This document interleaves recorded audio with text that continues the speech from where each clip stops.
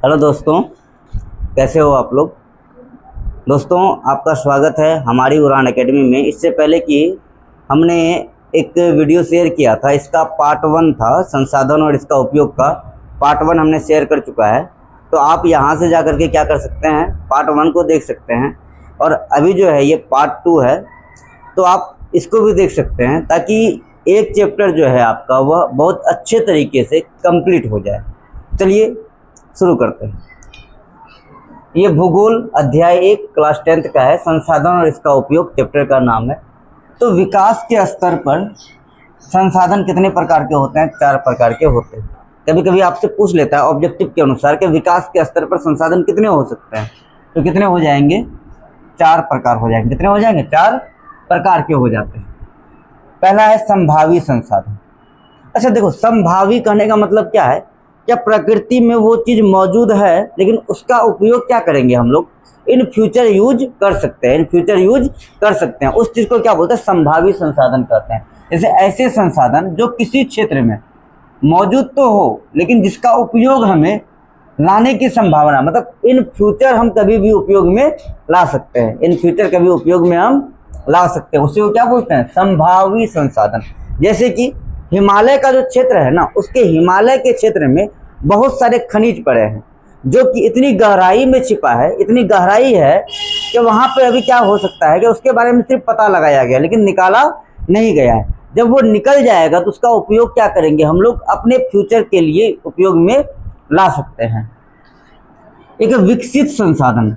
दोस्तों, ऐसे संसाधन जिनका सर्वेक्षणोपरांत उपयोग हेतु मात्रा एवं गुणवत्ता का निर्धारण हो चुका है। मतलब क्या इसकी मात्रा कैसी होती है, इसकी गुणवत्ता क्या है, इसका उपयोग करने के लिए क्या हो सकता है, इसका ये निर्धारण हो गया है कि आने वाले टाइम में जो ये संसाधन है, विकसित संसाधन, इसका मात्रा कितना रहेगा, गुणवत्ता क्या रहेगा, इसके अनुसार से हम लोग क्या कर सकते हैं, इसका उपयोग कर पाएंगे। अगला जो है भंडार संसाधन। देखो, भंडार से नाम से ही स्पष्ट होता है। भंडार मतलब क्या होता है? जमा करना। क्या करना? जमा करना। जैसे कि अभी मक्का का सीजन चल रहा है, तो मक्का क्या करते हैं, पैकार सब जो होते हैं वह क्या करते हैं, जमा कर लेंगे बहुत सारा। अब कुछ व्यक्ति तो बेच भी देते हैं, लेकिन कुछ व्यक्ति क्या करते हैं, उसके दाम बढ़ने का इंतजार करते हैं, कभी ना कभी दाम बढ़ेगा। और दाम ऐसा ना बढ़ता है कि उल्टा ही हो जाता है, कभी दाम गिर भी जाता है, कभी क्या हो जाता है, खराब भी हो जाता है। उसी तरह से हर एक तरह के क्या हो जाते हैं, अनाज वगैरह भी हो जाते हैं। तो भंडार संसाधन, लेकिन यहाँ पे संसाधन के रूप में हमको पढ़ना है भंडार संसाधन क्या हो जाता है। तो ऐसे संसाधन पर्यावरण में उपलब्ध होते हैं तथा मानवीय आवश्यकता की पूर्ति में सक्षम होते हैं। जैसे एक बात बताइए, क्या आप लोग अभी सुने होंगे कि बहुत ऐसे क्षेत्र है जहां पर क्या हो रहा है कि सोलर लाइट का प्रयोग किया जा रहा है। मतलब कि छत पर क्या किया गया, सोलर पैनल पूरा सेट कर दिया गया, उसी से घर में क्या आती है, बिजली वगैरह आती है। क्योंकि आने वाले टाइम में क्या हो जाएगा, बिजली वगैरह सारा चीज खत्म हो जाएगा। इसके लिए व्यक्ति ने क्या किया है कि ये संभाव्य संसाधन है, मतलब कभी ना कभी क्या हो सकता है, इसका प्रयोग हम लोग करेंगे। जैसे जल से इलेक्ट्रिसिटी को बना लिया जाएगा, पवन से इलेक्ट्रिसिटी को बना लिया जाएगा। पवन मतलब कि हवा हो जाता है, तो जल ऊर्जा उत्पादन के लिए प्रयोग में ला सकते हैं, इलेक्ट्रिसिटी का निर्माण कर सकते हैं इससे, जल से। अब अगला है संचित कोष संसाधन। देखो बच्चा, ये जो भंडार संसाधन है, इसी का दूसरा नाम क्या होता है? संचित कोष संसाधन। संचित कोष संसाधन मतलब जमा करने वाला संसाधन। यह भंडार संसाधन का ही अंश है, जिसके तकनीक के आधार पर मान के चलो हमारे पास बहुत कुछ है, बहुत कुछ है, अब हमें उसके बारे में पता नहीं, हमें उसका तकनीक पता नहीं है, तो फिर उसका उपयोग हम कैसे करेंगे? इसीलिए व्यक्ति क्या करेंगे, उसका तकनीक के आधार पर उस चीज का उपयोग को ला सकते हैं। तकनीक के आधार पर इसका उपयोग किया जा सकता है। इसी को क्या बोलते हैं? संचित कोष संसाधन कहा जाता है। संचित कोष संसाधन कहा जाता है।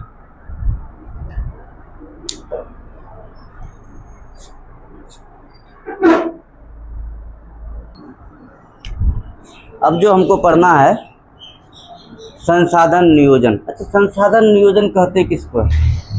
एक बात बताओ, आपके पास बहुत सारा रुपया है, बहुत सारा प्रॉपर्टी है, तो आप प्रॉपर्टी का सही इस्तेमाल कीजिएगा क्या नहीं कीजिएगा? क्या बाप दादा का प्रॉपर्टी को बेच करके खाइएगा? हाँ, तो उसके लिए सही इस्तेमाल करना जरूरी है। तो उसी तरह से हो जाता है संसाधन नियोजन। क्या होता है संसाधन नियोजन? मतलब कि विवेकपूर्ण उपयोग, विवेकपूर्ण उपयोग। अब ये नहीं कि जितना है तो मनमानी करके उड़ाएंगे। हमें पता है क्या, कुछ आदमी ऐसे होते हैं ना, चाय पीने के लिए 50 रुपये का तेल जला करके एक जगह से दूसरे जगह जाते हैं चाय पीने के लिए। अब बताइए आने वाले समय में ऐसा रहेगा कि हमारे साथ क्या हो जाएगा, दिक्कत ही दिक्कत होगा। क्योंकि अभी भारत की ऐसी कंडीशन है जो कि हमारी जो सरकार बार बार कह रही है क्या उतना ही उपयोग कीजिए जितना आपको आवश्यकता हो, उससे अधिक उपयोग नहीं कीजिए। जैसे पेट्रोल का कीमत भी लगातार बढ़ रहा है, क्यों? क्योंकि उसका उपयोग हम लोगों ने क्या किया, इतना ज़्यादा कर दिया है ना, क्या वो धीरे धीरे हमारे एरिया में क्या हो रहा है, खत्म हो रहा है। और दूसरी चीज़ ये भी है, क्या जो अभी वार चल रहा है, युद्ध चल रहा है, ईरान इजराइल इन सब देशों में जो युद्ध चल रहा है, उसके कारण भी हमारे देशों में तेल की आपूर्ति क्या है, रुक सी गई है।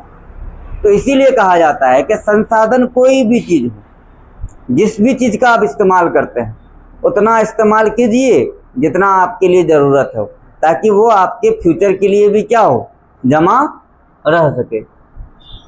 संसाधन का विवेकपूर्ण उपयोग ही संसाधन नियोजन कहलाता है। और यही क्या कहलाता है, संसाधन नियोजन कहलाता है। और कोई भी देश हो, किसी भी राष्ट्र के लिए संसाधन नियोजन बहुत अच्छा माना जाता है। भारत में संसाधन नियोजन देखो, संसाधन नियोजन क्या है, जटिल प्रक्रिया है। इसके लिए आवश्यक क्रियाकलाप आवश्यकता होती है। ये क्रिया संसाधन नियोजन के सोपान ही होता है। संसाधन नियोजन के लक्षित उद्देश्य को हासिल करने का प्रयास किया जा रहा है, जिस कारण से पंचवर्षीय योजना लाया गया था। 1952 के आसपास में पंचवर्षीय योजना लाया गया था। और इस योजना के तहत ये तो बता रहे थे कि संसाधन नियोजन को लक्ष्य हासिल करने के लिए भारत में पंचवर्षीय योजना चलाया जा रहा था।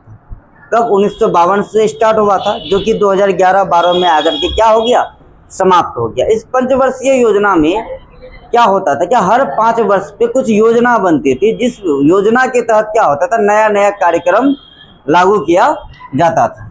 इसी को बोलते हैं पंचवर्षीय योजना बोला जाता है। तो भारत में संसाधन नियोजन के लिए कौन सा नियम लाया गया था, पंचवर्षीय योजना को लाया गया था।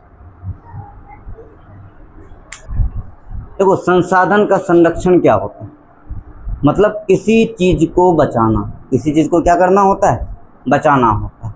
मान के चलिए आपके दादा का बहुत सारा प्रॉपर्टी, आप उसको बचा करके रखिएगा ना जी, क्या उसको बेच करके खाइएगा? अगर बेच करके खाइएगा तो फिर आप एक दिन ऐसा होगा कंगाली बैंक में आपका नाम लिखाना होगा। तो उसी को बोलते हैं संरक्षण करना, मतलब किसी भी चीज़ को बचाना। उसी तरह से हमारे पर्यावरण में बहुत ऐसे चीज़ें हैं जिसको अगर हम नहीं बचाते हैं तो आने वाले टाइम में जितने भी जीव जंतु, मानव, जितने भी सजीव हैं, सबको कुछ ना कुछ क्या होने वाली है, दिक्कत होने वाला है। जैसे कि हम लोग क्या करते हैं, अत्यधिक मामले में पेड़ पौधे को नुकसान करते हैं, पेड़ पौधे को काट देते हैं। अब आपको पता है कि इसी पेड़ पौधे से हमें ऑक्सीजन मिलती है, लेकिन हम लोग क्या करते हैं, इसका उपयोग करते हैं, लेकिन इसी को क्या करते हैं, हानि भी पहुंचाते हैं। तो इसीलिए कहा जाता है अगर आप एक पेड़ पौधे को काटते हैं, उसके बदले में पेड़ पौधे को लगाया भी कीजिए। इसी को बोलते हैं संरक्षण। जैसे मान के चलो, कुछ अभी सुनते हो ना, कभी बाघ की कमी हो जाती है, कभी चीता की कमी हो जाती है। तो जीवन में और इस धरती पर हर चीज़ का क्या होता है, अपना अपना योगदान होता है। और इन सब सारे चीज़ों को बचाना क्या हो जाता है, संरक्षण कहलाता है। तो उसी तरह से है संसाधन का संरक्षण नियोजित एवं विवेकपूर्ण उपयोग ही क्या कहलाता है, संरक्षण कहलाता है। मतलब एक अच्छे तरीके से उसका उपयोग करना चाहिए, जितने ज़रूरत हो उतना उपयोग करना चाहिए। अगर उससे अधिक उपयोग करते हैं तो फिर वह क्या होगा, हमारे भविष्य के लिए खतरा बन सकता है। संरक्षण के लिए किए गए आंदोलन, देखो अब इस चीज़ को बचाने के लिए हमारे भारत में अलग अलग प्रकार का आंदोलन हुआ। आंदोलन मतलब क्या होता है कि उस चीज़ को नष्ट नहीं होने के लिए देना है। जैसे आगामी पिछले कुछ दिन में सुने थे, आपके बिहार में भी आंदोलन हो रहा था पटना में, जो कि टीचर क्या कर रहे थे, टीचर मतलब कैंडिडेट, टीचर कैंडिडेट क्या कर रहे थे, आंदोलन कर रहे थे। किसके खिलाफ, सरकार के खिलाफ, कि ट्री 4 की वैकेंसी को क्या कर दिया जाए, रिलीज कर दिया जाए। लेकिन ऐसा कुछ हुआ नहीं। तो यहाँ पर जो है आंदोलन क्या हो जाता है कि कुछ ऐसे आंदोलन है जो हमें जानकारी बहुत जरूरी होती है रखना। जानकारी रखना क्या हो जाता है, बहुत जरूरी, और एग्जाम में डायरेक्ट आपसे पूछा जाता है। जैसे नर्मदा बचाओ आंदोलन, नर्मदा बचाओ आंदोलन, नर्मदा क्या है, नदी है ना। इस नदी को बचाने के लिए आंदोलन चलाया गया, किसके द्वारा चलाया गया था, तो मेघा पाटेकर के द्वारा चलाया गया था। मेघा पाटेकर के द्वारा क्या किया गया, नर्मदा बचाओ आंदोलन चलाया गया। चिपको आंदोलन, देखो नाम चिपको आंदोलन क्यों पड़ा इसका, तो बहुत सारा घना जंगल था, उस जंगल में क्या था, बड़े बड़े वृक्ष थे। अचानक से सरकार को याद आया कि इसमें कुछ क्या करना चाहिए, क्या हमें इसको हटा करके कुछ हम वहां पे प्लांट लगा सकते हैं किसी चीज का। तो वहीं पर आदमी सब जो थे वह क्या किए, एक एक वृक्ष से चिपक गए। कहे कि अगर आपको काटना है तो सबसे पहले हमें काटिए, फिर इस वृक्ष को काटिएगा। इसीलिए इसका नाम क्या पड़ गया, चिपको आंदोलन। और इस चिपको आंदोलन के जो नेता थे वह थे सुंदरलाल बहुगुणा। कौन थे, सुंदरलाल बहुगुणा थे, सुंदरलाल बहुगुणा। वर्षा जल संचय, आज भी बहुत जगह क्या होता है, बारिश की पानी को जमा किया जाता है ताकि बारिश की पानी से क्या हो सके, कृषि कृषि किया जा सकता है। आपको ये जानकर के हैरानी भी होगा कि वर्षा का जल जो होता है सबसे शुद्ध जल इसी को कहा जाता है। तो इस जल को क्या कर सकते हैं हम लोग, अपने डेली का उपयोग के लिए भी यूज कर सकते हैं। तो इसीलिए संदीप पांडे जो है ये वर्षा जल संचय के बारे में बताए थे कि वर्षा के पानी को क्या कीजिए, एकत्रित कीजिए, और एकत्रित करने के बाद क्या कर सकते हैं आप, उस जल का उपयोग कृषि आधारित संबंधित चीजों के लिए कर सकते हैं। संसाधन के संरक्षण हेतु अंतर्राष्ट्रीय सम्मेलन, अब देखो सिर्फ भारत में ही नहीं, भारत के बाहर भी कुछ सम्मेलन हुआ जहाँ पे अलग अलग प्रकार के देश के नेता लोग पहुंचे। अब ये सम्मेलन में क्या हो गया कि सबसे पहले इस सम्मेलन की जो बात हुई थी 1968 में हुआ था, क्लब ऑफ रोम में हुआ था। अब उसके बाद जो है 1968 ईस्वी में शमशेर की एक पुस्तक है स्मॉल इज ब्यूटीफुल, क्या है, स्मॉल इज ब्यूटीफुल में गांधी जी के विचार थे। गांधी जी ने क्या कहा था, क्या हमारे पास जो होता है ना पेट भरने के लिए नहीं है तो पेटी भरने के लिए बहुत कुछ है। ये किसके द्वारा कहा गया था, गांधी जी के द्वारा कहा गया था।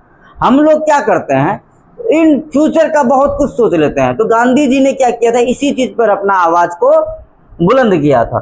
और कुछ पृथ्वी सम्मेलन भी हुआ है, जैसे प्रथम पृथ्वी सम्मेलन, द्वितीय पृथ्वी सम्मेलन, तृतीय पृथ्वी सम्मेलन, क्योटो प्रोटोकॉल क्या हो जाता है, एजेंडा 21 क्या हो जाता है। इन सब चीज के बारे में हम आपके साथ बात करेंगे अगली वीडियो में। तो अब आपको बताना है कि हमारा ये वीडियो कैसा लगा। अगर अच्छा लगता है तो लाइक कीजिएगा, शेयर कीजिएगा, कमेंट कीजिएगा, और अपने दोस्तों को भरपूर बताइए हमारी इस वीडियो के बारे में, ताकि ये जो चैप्टर है इम्पोर्टेंट चैप्टर हो जाता है क्लास 10th के लिए। फिर मिलते हैं हम इसके पार्ट 3 में। अब तक के लिए bye bye and take care.